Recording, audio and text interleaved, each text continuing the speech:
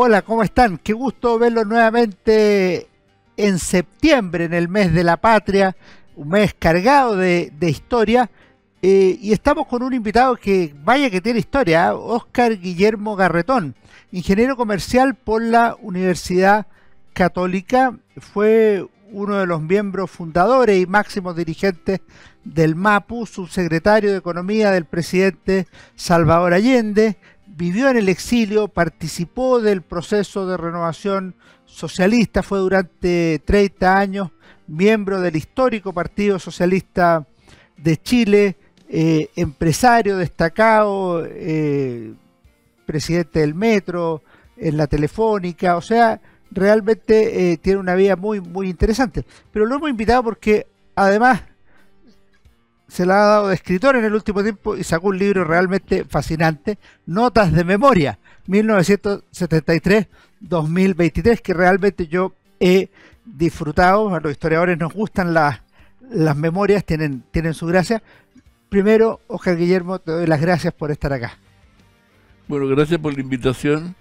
Siempre es un agrado. Además, yo he seguido tu trayectoria y tus temas en realidad, aunque no sean el mío, pero tus temas en general son temas en los cuales yo me siento muy interpretado, digamos. O sea, me atraen. O sea. Óscar Guillermo, lo primero que te quería preguntar antes de entrar en el libro propiamente tal es que nos cuentes un poco de tus orígenes. Tú eres porteño de Valparaíso y después llegaste a la capital a estudiar. Bueno, sí, yo soy nacido en el Cerro Alegre, Valparaíso, en el hospital alemán que ya desapareció, lo botaron. Hice mis primeros años allá y después, digamos, me fui moviendo con mis padres, digamos. Primero, después estuve en Viña y luego finalmente terminé en Santiago mis estudios. Todos ellos fueron en la congregación de los Sagrados Corazones de los Padres Franceses, que tenía así rasgos distintos. O sea, en general acá un colegio más bien de élite. En Valparaíso era un muy buen colegio también, pero Valparaíso ya cuando yo era niño había ido perdiendo, se había ido deteriorando, ¿ya? Y probablemente mi abuelo, que era un hombre muy influyente en Valparaíso, debe haber sido de los últimos, digamos, que se quedó allá, digamos. Entonces mi curso allá desde ese tiempo era un curso donde yo convivía con gente de muy diversas realidades sociales. Uno de mis compañeros de universidad, de colegio, por ejemplo, fue después oficial de carabinero. Era hijo de un relojero, eso que hacen otro, era hijo de un anticuario allá, en fin, muy diverso, y me alegro mucho de haber conocido esa historia. Y en todas ellas, digamos, tenía una marca, digamos, que en el fondo yo no puedo ocultar que en mi formación, esa formación de origen cristiano es parte de la formación mía, digamos, independiente de que todos nosotros en un momento determinado, ya, en el MAPU optamos por el marxismo, pero en el fondo no puedo ignorar, digamos, lo que fueron los orígenes, claro. Vamos a ir a eso. ¿Por qué decidiste entrar a ingeniería comercial, que era una carrera, comillas, relativamente nueva en esos tiempos? Mira, yo estuve dudando entre dos cosas, entre ingeniería comercial o agronomía, ¿eh? Ya. Hasta hoy día la agricultura y la jardinería, para decirlo, me encantan. Y te dedicaste un tiempo a eso. Fui muy feliz en Llanza como presidente, digamos, trabajando en la cosa agrícola. Y ingeniería comercial, yo diría, a lo mejor tiene que ver eso con la relación con mi abuelo materno, con quien yo viví, y que fue en su tiempo un hombre muy influyente en París. O sea, cuando se hablaba de los porteños de esa época, se hablaba de Agustín Edward, Agustín Ross y Guillermo Brusel, que era mi abuelo. Y entonces el tema de la empresa para mí nunca fue una cosa tan distante, ¿ya? O sea, independiente que yo fuera crítico con ella, pero no era una cosa ajena a mí, ¿eh? ¿Por qué decidiste escribir este libro, Notas de Memoria, que es sobre lo que estamos conversando hoy? ¿Es un ajuste de cuentas? ¿Querías dejar testimonio para la historia? ¿Pensabas que era una reflexión necesaria de hacer? para contribuir a los 50 años del 11 de septiembre. ¿Dónde estuvo tu iniciativa? Mira, parte del escrito fueron cosas, a mí me encanta escribir, ¿ya? No solamente columnas, sino que escribir, y parte de esos materiales que yo venía acumulando por suerte, digamos, si uno no se va olvidando las cosas. Pero yo te diría, si encuentro una razón por la cual se dio, es que es por responsabilidad de mi mujer, de Pilar Vergara, ¿no? Ya, gran periodista. Me dijo, ¿no? O saca este libro antes de los 50 años, después no lo va a leer nadie, me dijo. Entonces, ojo clínico. Ella me estuvo cateteando mucho tiempo, digamos, con esto, y hasta yo a fines del 22, digamos, en diciembre del 22, dije ya, me dedico a esto, no tuve vacaciones y dediqué gran parte del tiempo, seguí trabajando, pero gran parte del tiempo lo dediqué al libro y lo entregué ahí en mayo del 2023 y fue, yo diría, el lanzamiento fue en agosto de 2023. Justo. Vamos a los años 60.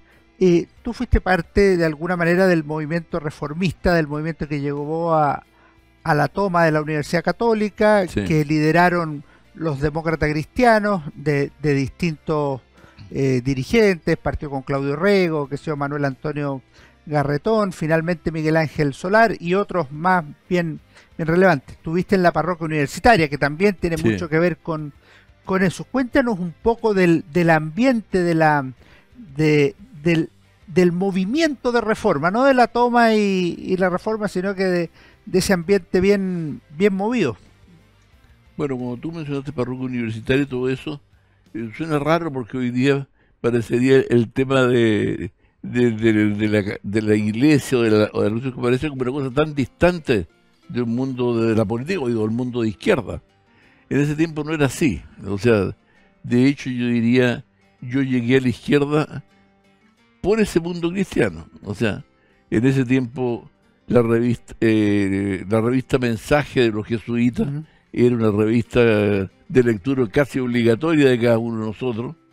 Nos juntábamos en la parroquia universitaria o en el centro belarmino de los jesuitas también a discutir sobre los filósofos alemanes de la universidad, sobre todo, discutimos mucho sobre toda esa materia, y había un cierto vasos comunicantes entre lo que se llamaba la democracia cristiana universitaria, pero que era gremial, o sea, no dependía del partido. En ese sentido, curiosamente, tiene rasgos en ese sentido gremiales parecidos a lo que tuvo después el gremialismo, del cual nació la UDI, ¿ya? Era muy gremialista, incluso me acuerdo cuando vivía algún dirigente partidario de la democracia cristiana para allá, normalmente lo recibimos con mala cara, no teníamos nada que ver con ellos. Y tan estrecha era la relación que tú mencionaste a Miguel Ángel Solar. En ese tiempo yo era presidente de la UC, de la Acción Católica Universitaria, y Miguel Ángel Solar fue el candidato apoyado por la UC, mientras era apoyado por el Centro Belarmino de los Jesuitas, José Joaquín Brunner, como el candidato alternativo, ¿ya?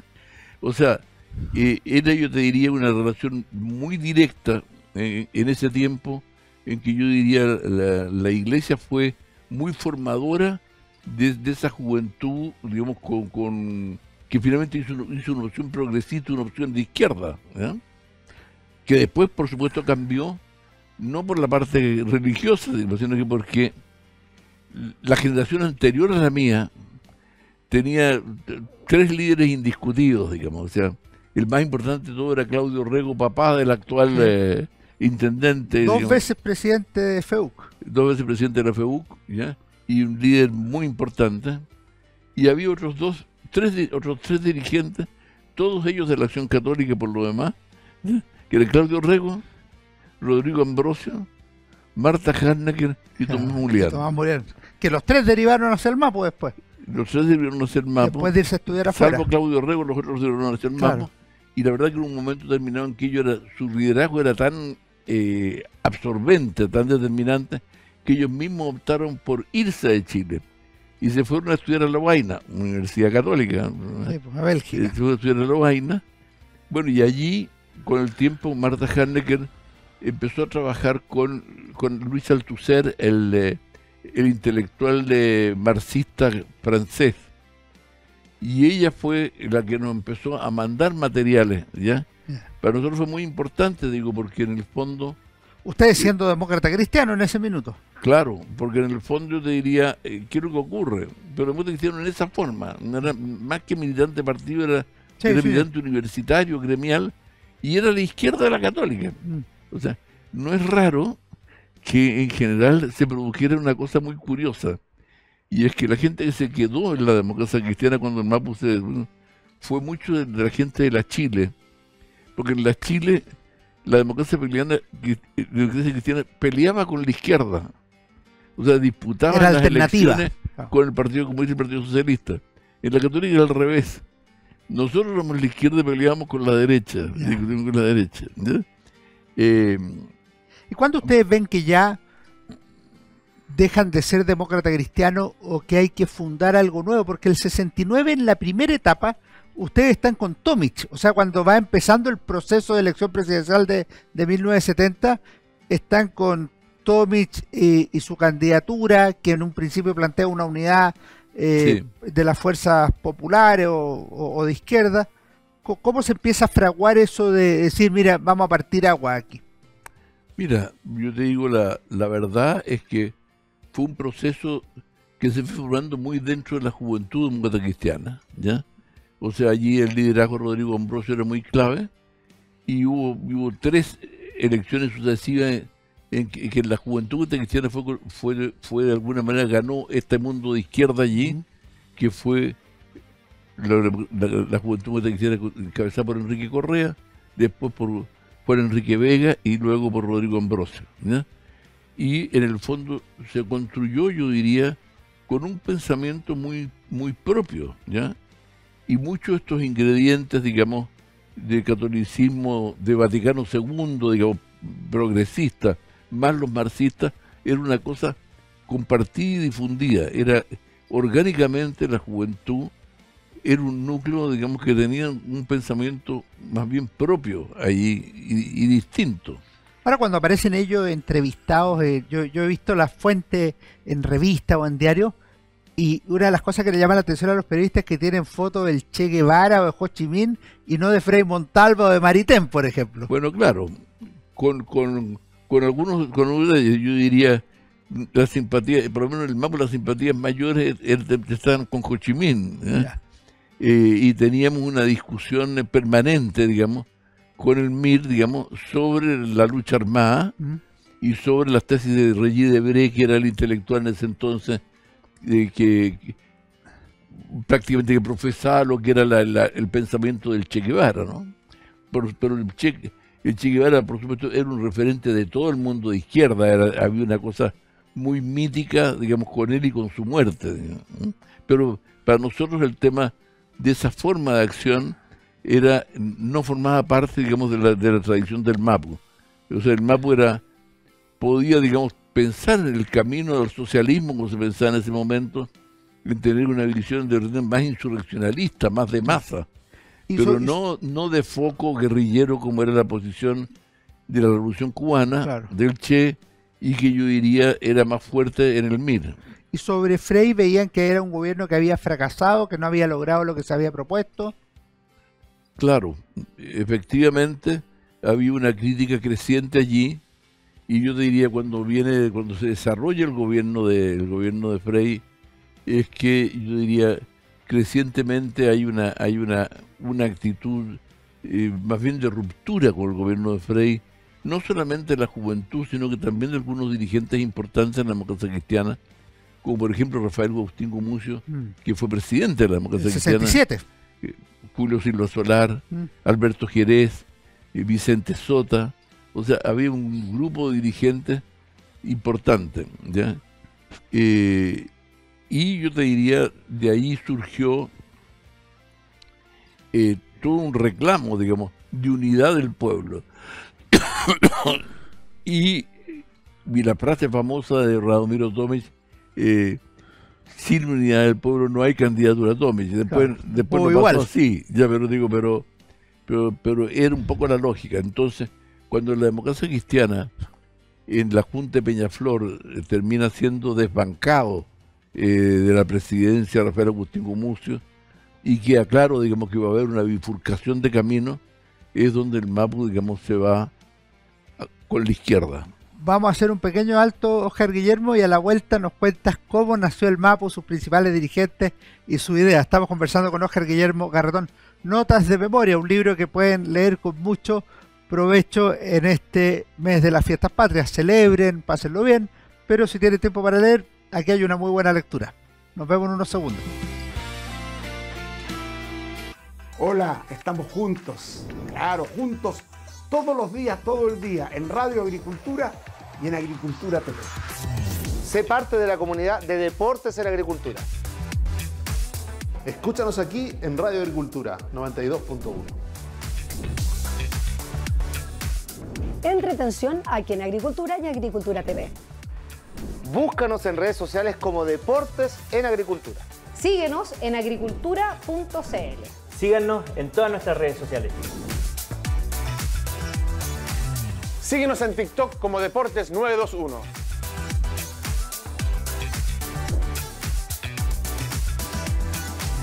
Aquí estamos conectados con Agricultura, más de 21 años liderando la audiencia gracias a su sintonía. Conectados con Agricultura. Sigue la programación de Deportes en Agricultura a las 7 de la mañana y a las 14 horas. Somos Agricultura. Somos Agricultura.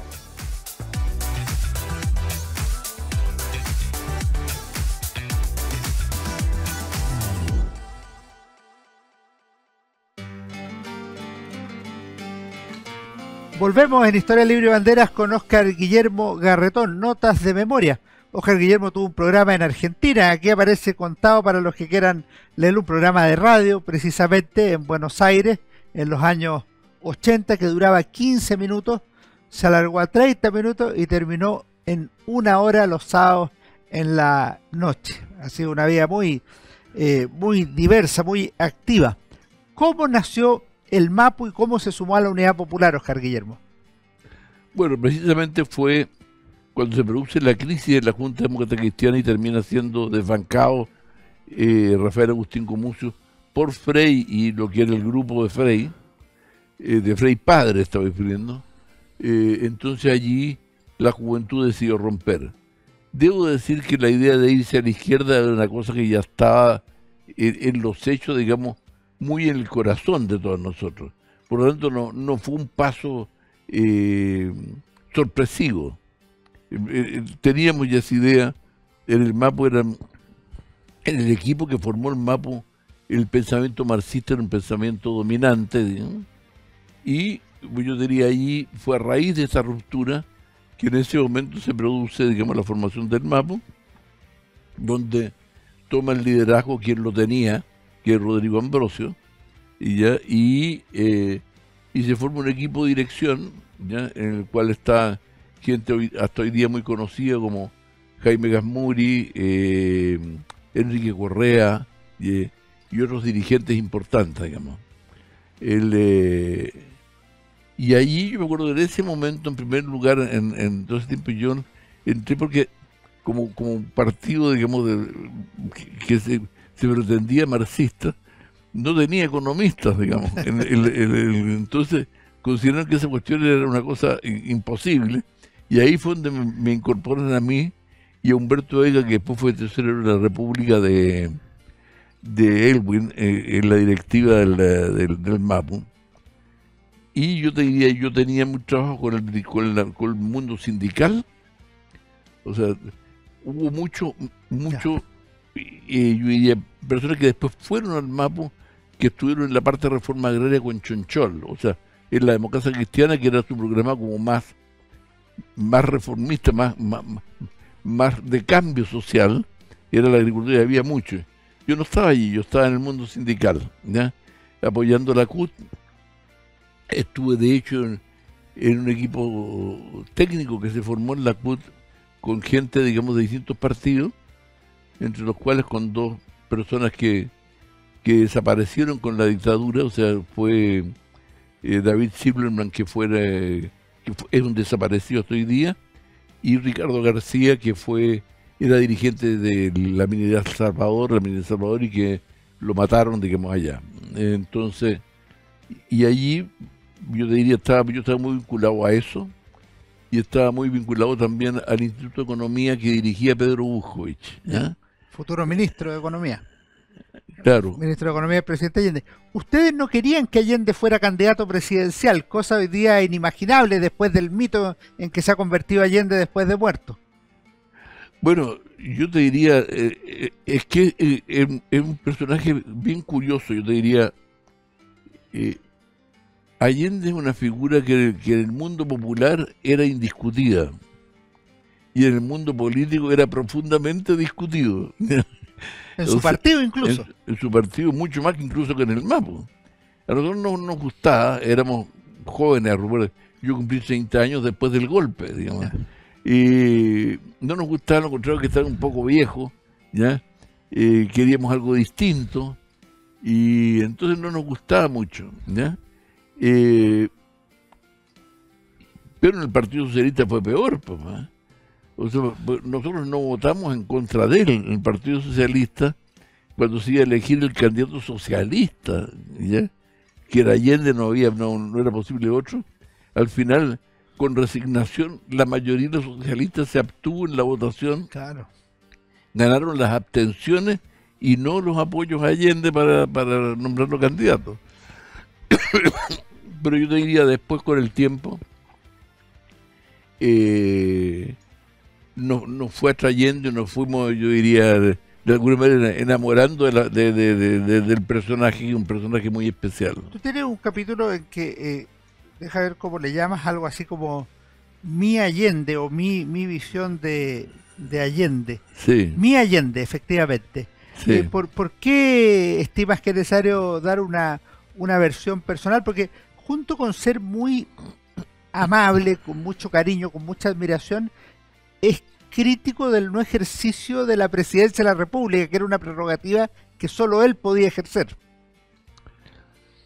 Sí, es verdad. Yo digo, esto es producto, yo diría, de una reflexión, sobre todo una reflexión posterior, cuando uno empieza a analizar los hechos ya con la serenidad que dan los años para mirar su propia historia y tener la capacidad de ser crítico con la historia de uno empieza a mirar los personajes. Entonces yo creo que aparte de mi cariño por Allende, aparece como un rasgo muy particular la relación de él con los partidos, ¿ya? Que yo te adelantaba algo, o sea, Allende indiscutiblemente era el líder popular de la izquierda. No había otro que pudiera ser líder popular de la izquierda si él no lo era. Sin embargo, en las candidaturas iniciales, cada partido llevó su candidato. El Partido Comunista llevaba a Neruda, nosotros llevamos a Jackson Chole, el Partido Radical llevaba a Alberto Baltra, y el Partido Socialista, con esta forma discutida, llevaba a Salvador Allende. Estaba también Tarut. Tarut estaba también. Por el PRI. Bueno, por el API. Entonces, había muchos de estos y quedó, yo diría, era inevitable que quedara Allende en eso. Por razones populares más que por entusiasmo de los partidos con él. Pero esa relación era una relación que se mantuvo permanentemente y creo que mucho de la crisis de la Unidad Popular tiene que ver con esa relación, por un lado, de, yo diría, un clic entre Allende y el mundo popular de izquierda imbatible, junto, yo diría, con una relación con los partidos distinta. Entre paréntesis, hay un documento que yo me di cuenta después que no incluía en el libro. ¿Cuál? Y que es muy importante para entenderlo. En el libro yo hablo del programa. Sí. Para discutir, bueno, cómo se hace un programa de esa radicalidad, ¿no es cierto? Cuando tú tienes un tercio de los votos y nada más. Yo creo que es una de las razones de la crisis. Pero hay un elemento, digamos, que no está aquí, que es el Pacto de la Unidad Popular. Claro, que es tremendo. Así que te tengo una cosa novedosa desde el punto de si te quieres meter, digamos, en esa discusión, que salió más o menos al mismo tiempo que el programa. Y en ese texto ¿ya? Se plantea incluso de manera, yo diría, casi caricaturesca, de que la presidencia de la República no será una monarquía, se dice, sino que será un gobierno colectivo. Claro. Ya. Lo dice explícitamente así. Y el Comité de la Unidad Popular es el que toma las decisiones. Y yo te diría, parte del tema es que en todo ese periodo Allende no tenía, digamos, tenía mucha influencia obviamente, pero no hacía todo lo que quería. Yo coloco en el libro, por ejemplo, que al final el ministro de Economía, que fue clave, llegó por una casualidad, claro. O sea, por una casualidad nuestra, digamos, y es que el MAPU, cada partido tenía designados sus candidatos a ministerio y definía quién iba a ser el ministro, no era el presidente. Y en el caso nuestro nos había tocado Agricultura con Jackson Scholl, que era indiscutible, y nos había tocado el de Justicia. Y ahí me acuerdo que nosotros nos reunimos como dirección y dijimos, oye, pero no tenemos a nadie para ministro de Justicia. ¿No? Entonces me acuerdo que fuimos, un par, digamos, a hablar con Allende, ¿ya? Y le dijimos, mire, presidente, no tenemos candidato para ministro. Solo subsecretario. Pero sí tenemos para subsecretario, que es un joven, digamos, como nosotros, pero que es muy bueno, que se llama José Antonio Viragallo. Y ahí Allende pega un salto y dice, ese puesto ministro es mío. Y ya está nombrado un hombre de lápiz del partido de Tarú en el cargo de ministro de Economía, salió y Allende dijo, ese es mío. Fíjate, eso significa de que Allende tuvo un ministro en la práctica que nombró de su gabinete. Impresionante, ¿eh? ¿Ah? Impresionante. O sea, esa misma realidad fue la que después hizo que en el mundo de concertación la insistencia en que los cargos eran del presidente y la responsabilidad era del presidente se transformó en una ley no escrita, pero que era un mandato, que no podía haber esta forma de mando que en el fondo le restaba al presidente capacidad de decisión. Ahora eso en la práctica hizo crisis en 1973, cuando el presidente Allende decía, podríamos hacer un plebiscito, podríamos hacer esto, podríamos hacer esto. Los partidos le decían que no cada vez que él proponía alguna alternativa. Bueno, es que así fue. Yo te diría, pero vienen incluso un poco antes, yo te diría. Yo tengo la impresión que la crisis del MAPU, que también está en el libro planteado, jugó un papel que fue mucho más allá del MAPU, porque no fue en realidad la ruptura del MAPU un intento de dividir el MAPU, sino que fue una operación política, digamos, pensando en dividir el Partido Socialista. Y el Partido Socialista se dio cuenta de eso, ¿ya?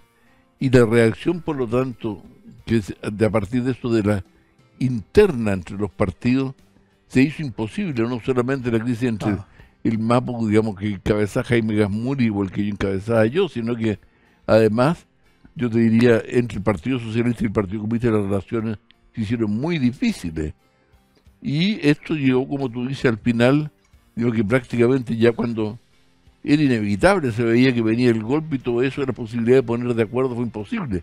Pero también fue muy imposible y muy difícil en el periodo del año 72 para ponerse de acuerdo en los cambios políticos económicos, por ejemplo. O sea, esta tensión entre los partidos es una tensión que fue bastante permanente. Hay una cosa que me llama la atención porque tú dices que en buena medida en 1973 había ambiente de guerra civil y de golpe de Estado.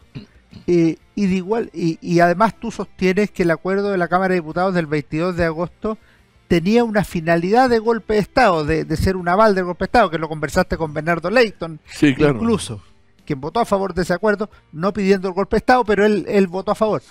Y como que no estaban preparados ni para el golpe de Estado, ni para la guerra civil, ni para nada. Había mucha labia y poca consistencia en la práctica. Bueno, eso me lleva a una reflexión que yo creo que la pongo en alguna parte del libro ahí, ¿ya? Y es que, porque esta es una pregunta que me hacen habitualmente o me han hecho muchas personas, no solamente aquí, sino que de repente en una casa donde llega. Pero ¿cómo no se dieron cuenta que les iban a dar un golpe? ¿Eh?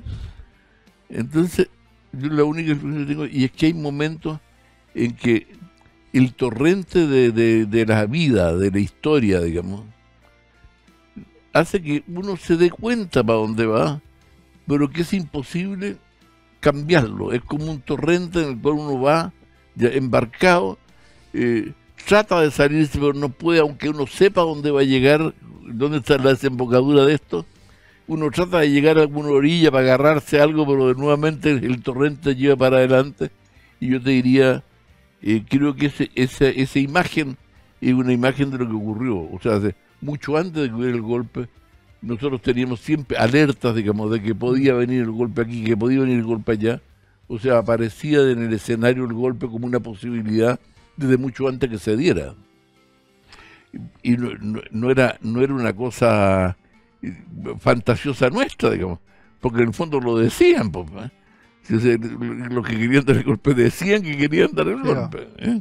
Y eso, hay matices en la oposición en eso, entre un mundo más, yo diría, de derecha, que tenía una visión más golpista, y una democracia cristiana que planteaba más bien un cambio democrático. Sin embargo, yo diría, esa diferencia desapareció progresivamente durante el año 72 por las elecciones de diputados, porque ahí en ese tiempo había elecciones complementarias. Las complementarias, claro. ¿Ya? Y entonces hubo un acuerdo entre la democracia cristiana y la derecha, en la cual, digamos, en un caso la derecha apoyó candidato demócrata cristiano y en otra la democracia cristiana apoyó un dice porque la izquierda se había transformado en el tercio más potente de los tres. ¿Eh? Entonces solamente... Claro, era el tercio que pasaba el 40%. Claro. Y yo diría esta diferencia entre los dos, sin embargo, se mantuvo hasta las elecciones de marzo del 73. Y la elección de marzo del 73... En que tú fuiste elegido diputado. Claro, no, yo fui elegido diputado, efectivamente. En la elección de marzo del 73, y todos sabíamos la importancia que era tener un buen resultado, porque en el fondo el mundo de derecha lo que quería era tener una mayoría suficiente para deponer al presidente constitucionalmente. Pero bueno, la UP sacó un 43% de los votos, y eso hizo imposible tener mayoría suficiente para derrocarlo. Y desde ese momento es que la alternativa del golpe de Estado se impuso en el mundo de oposición con fuerza, en el mundo político de oposición. Y yo diría que la democracia cristiana quedó muy subordinada en ese sentido. Y es allí por eso que cuando se produce el tema de la acusación constitucional, yo diría la dinámica de golpe estaba lanzada como dinámica dominante, digamos, en la realidad. Y efectivamente, en el fondo era una cosa que decía que el presidente de la República era una persona que no cumplía con la ley y la Constitución. Entonces, se estaba diciendo, digamos, que en el fondo se tenía que terminar con este caballero, digamos, de que no estaba respetando el orden. Y en los acuerdos le pedía a los militares poner fin a esa situación.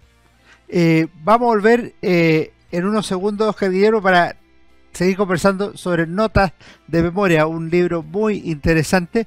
Y a la vuelta viene el 11 de septiembre y tu situación personal, que es impresionante también.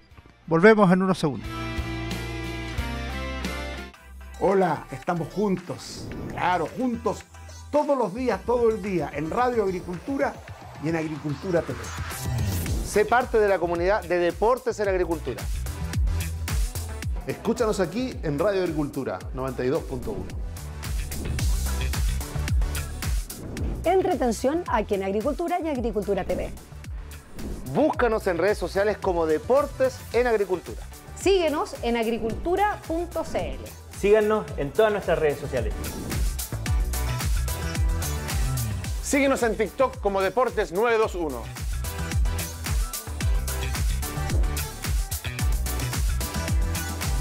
Aquí estamos conectados con Agricultura, más de 21 años liderando la audiencia gracias a su sintonía. Conectados con Agricultura. Sigue la programación de Deportes en Agricultura a las 7 de la mañana y a las 14 horas. Somos Agricultura. Somos Agricultura.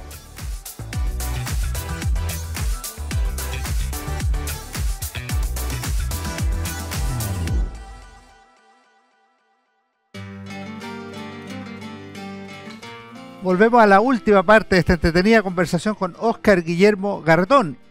Conversación interesante, histórica, notas de memoria, 1973-2023. 1973, 11 de septiembre, llegó el día y tú apareciste entre los chilenos más buscados. Sí, así fue. ¿Cómo fue eso? Y obviamente, ¿qué pasó después? Pues tuviste escondido, asilado y finalmente en el exilio. Sí. Bueno, yo te diría, yo tengo la impresión de que esa lista tuvo que ver con un impacto comunicacional. Porque primero hubo un bando el mismo día del golpe, el cual llamaban a presentarse a como 35 personas, ¿ya? Entre las cuales yo estaba, por supuesto, pero que, bueno, no me presenté. Hubo algunos que se presentaron. Yo tenía claro de que no me iba a presentar. Pero yo diría, no tenía claro por una inquina muy fuerte, y es que yo te diría, esa lista está muy marcada por lo que fue el proceso llamado de la insurrección de la Marina, ¿ya? De hecho, en esta lista de 13 que publicó el Mercurio, los 3 primeros de arriba eran Carlos Altamirano, yo y Miguel Enrique estábamos arriba. Los 3 procesados. Los 3 procesados, ¿ya? Y bueno, el desafuero mío era el día 11 de septiembre, por el mismo día del golpe, ¿ya? Este proceso fue un proceso que marcó, porque yo digo, yo no tengo claro hoy día si realmente, digamos, fue una cosa, digamos, preparada o no. Ya lo que ocurrió fue una cosa muy simple. En ese tiempo había contacto entre civiles y uniformados a cada rato en todas las ramas de las Fuerzas Armadas. Esa cuestión era ética. Y dentro de eso, en el caso mío, no con Altamirano ni con Miguel Enrique, hubo un grupo de marinos de Valparaíso que pide hablar conmigo porque quieren llevarle un mensaje, mandar un mensaje al presidente de la República. Yo era jefe de uno de los partidos de la Unidad Popular, del MAP. Y llego y me encuentro con un grupo que me hace una historia, digamos, de lo que está ocurriendo en los barcos, y ellos creían de que había una decisión de la Marina de dar un golpe de Estado en agosto, ¿ya?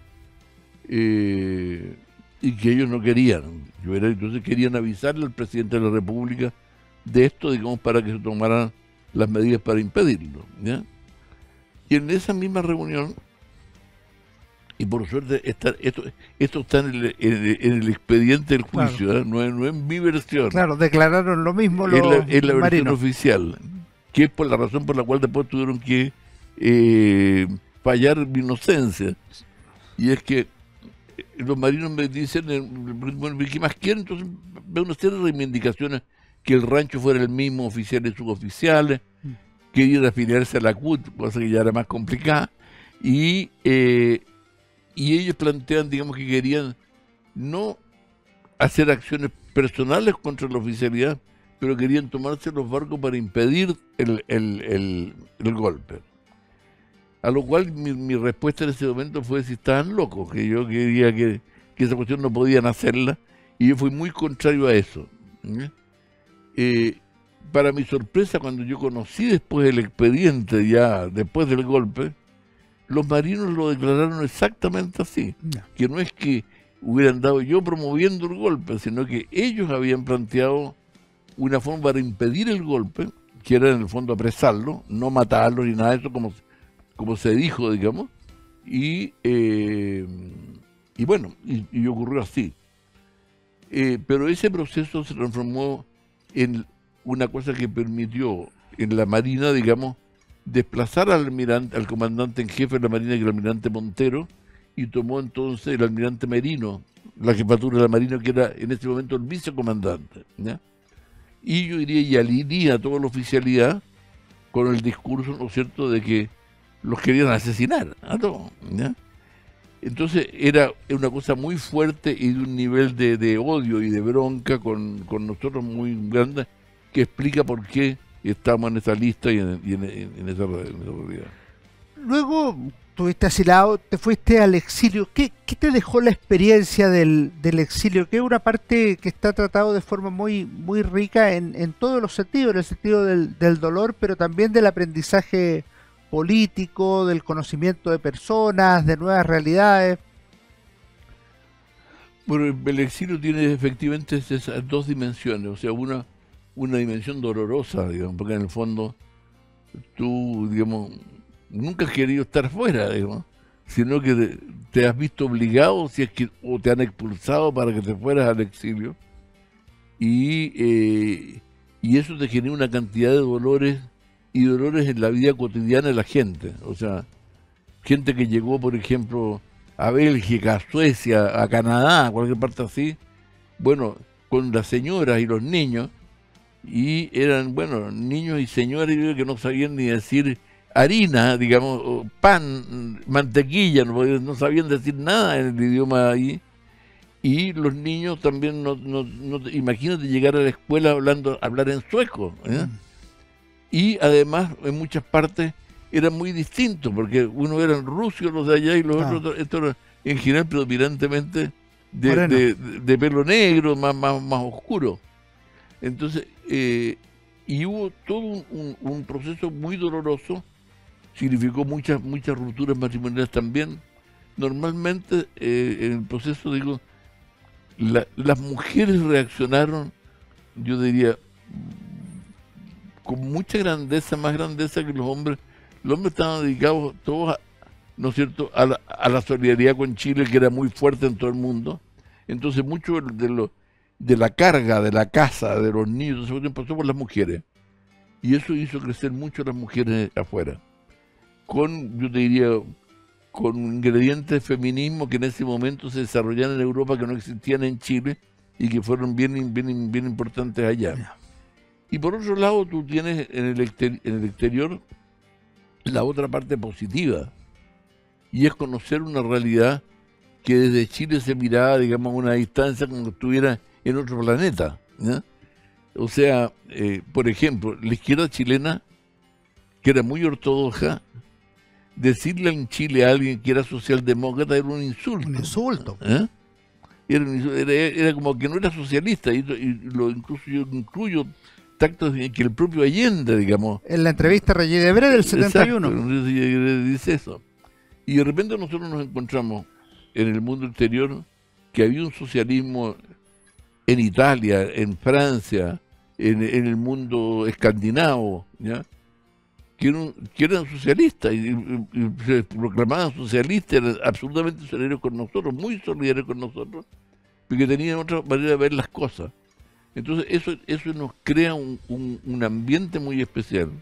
Y al mismo tiempo, el mundo del movimiento comunista internacional, que era mirado, digamos, desde acá como el paraíso futuro por todos, no solamente por los comunistas, uno empieza a conocerlo en concreto, digamos, y entonces se da cuenta allí de sus limitaciones, de su autoritarismo, de sus debilidades, y comienza entonces a tener una actitud diferente. Yo te diría, aprendimos mucho de eso, aprendimos mucho de culturas nada que ver. O sea, yo conocí, por ejemplo, el mundo árabe, conocí incluso parte del mundo africano, otros conocieron el mundo asiático que nadie lo conocía.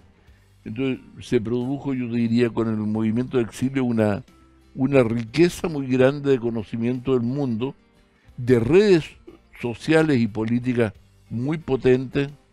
O sea, yo creo que si la dictadura lo hubiera pensado, tirar 30.000 activistas al mundo, no le resultó buen negocio al final político, porque de hecho, digamos, fue muy potente la solidaridad en ese sentido, ¿no? Ahora, yo diría que hay dos procesos para los cuales el exilio es muy relevante. Uno es la renovación socialista y el otro es la unificación socialista, que es un poco posterior. Bueno, la renovación, yo digo, mi libro parte con eso, porque yo te diría que el pensamiento del mundo de izquierda ha tenido una evolución desde el año 70 hasta hoy día muy fuerte en todos, no solamente los de la renovación socialista, en todos, ¿ya?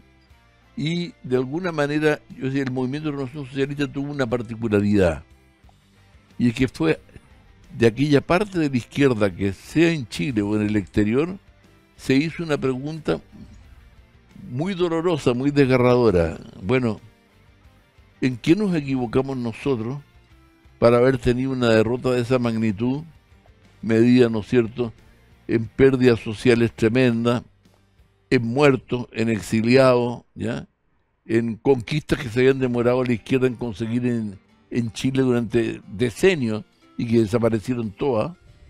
Entonces, ¿en qué nos habíamos equivocado? Y la Renovación Socialista es hija de una autocrítica muy profunda a lo ocurrido en la Unidad Popular, ¿ya? No solamente con eso, tiene otra fuente también, socialdemocracia europea, en fin, todas estas cosas, pero sin duda eso. Por ejemplo, hubo que perder la democracia para entender la importancia que tenía y decir que defender la democracia era un principio de izquierda. Antes, la democracia era una cosa más bien transitoria, o que había diferencia entre la democracia popular, la democracia burguesa y todo eso. Había toda una cosa que ahí se acabó, por lo menos la Unión Socialista. Segundo, fue entender, digamos, de que pretender hacer cambios solamente con los revolucionarios, que dábamos apenas por un tercio de los votos, era una cuestión irresponsable, que si queríamos cambios de verdad, necesitábamos tener mayorías mucho más amplias, y eso cambió entonces para llegar a los acuerdos con la democracia cristiana, que era nuestro adversario, ¿ya? En tiempo de Unidad Popular, claro. Entonces yo digo, eso fue un cambio profundo, que hasta hoy día opera, digamos, como un cambio de ser renovación socialista. Tercero, en el caso de nuestra renovación, fue el rechazo absoluto a la violencia, no por un problema de que podíamos perder con la Fuerza Armada, no era un tema de cálculo pragmático, sino que era de un cambio muy profundo, sino que en el fondo es la convicción que cuando son los armados los que ganan los armados y no los pueblos, ¿no? Pueden ganar los armados con uniforme regular o con uniforme verde oliva, pero en el fondo casi siempre en uniforme irregular. Los verde oliva ganan pocas veces. Salvo en Cuba y en Nicaragua. Salvo en Cuba y en Nicaragua, pero le digo, en ambos casos, tampoco lo que resulta es una cuestión que se parece a los pueblos. O sea, miren en Nicaragua lo que está ocurriendo. Y bueno, y en Cuba estamos a punto de llegar estamos más cerca de cumplir 66 años del triunfo de la Revolución Cubana que de 65, que es lo que tienen hoy día, ¿no? Entonces son eso y muchas otras cosas, y varias cosas más. La importancia de una economía en la cual hubiera actores privados actuando, preocupados del crecimiento, y de un respeto por la disciplina fiscal y los equilibrios macroeconómicos, que es una cosa que antes nadie le preocupaba mucho, o sea, la verdad, ¿no?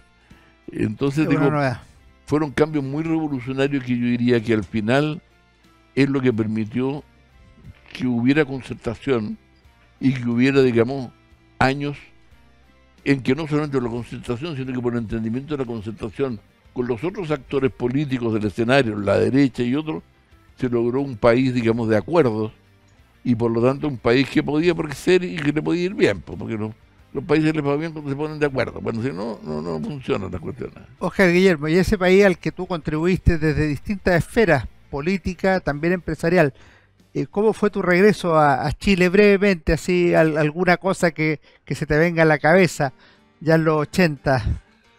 Bueno, yo digo, fue muy complejo mi vuelta, porque yo seguía siendo perseguido, y de hecho, digamos, yo llegué sabiendo que me iban a meter preso por el proceso de sedición, y estuve preso en la cárcel de Valparaíso. ¿El 88?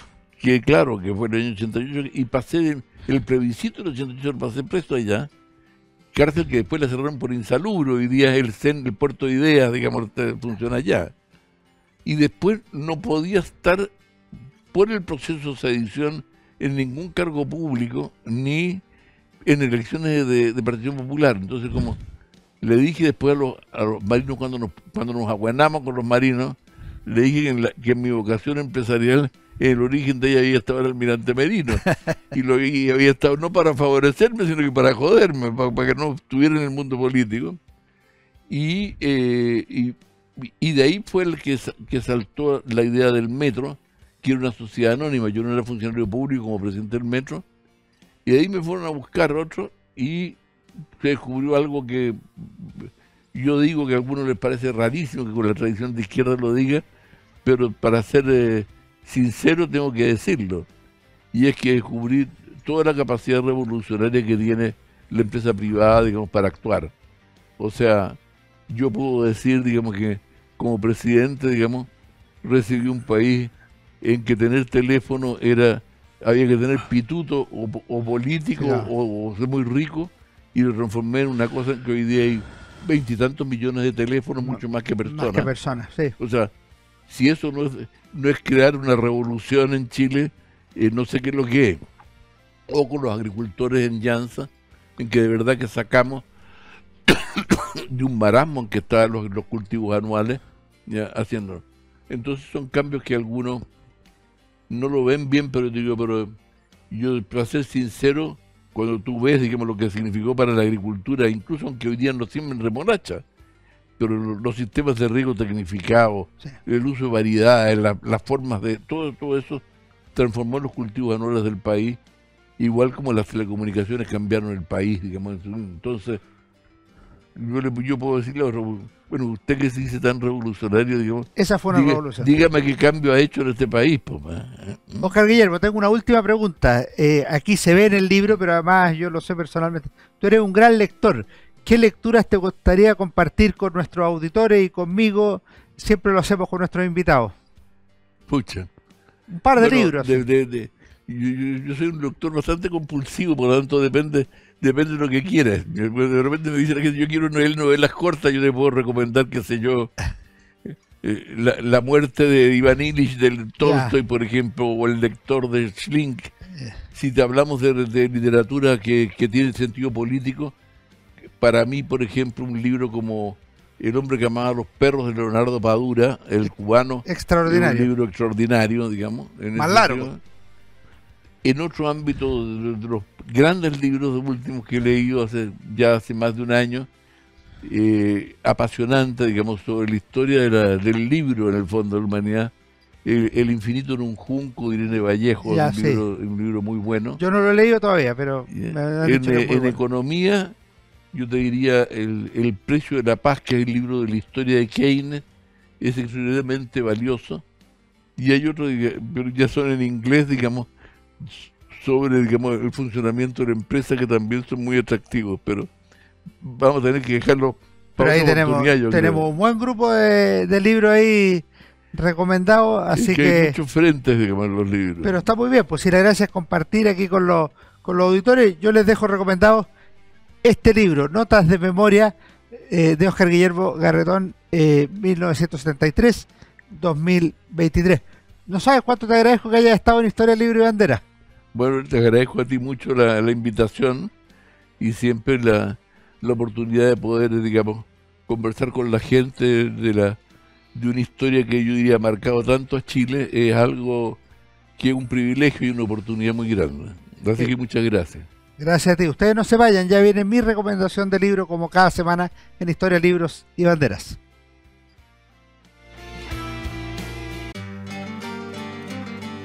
Hola, ¿cómo están? Soy Alejandro San Francisco y en Historia, Libros y Banderas de esta semana queremos recomendar Mapu o la seducción del poder y la juventud, obra de Cristina Moyano, publicada por la Universidad Alberto Hurtado.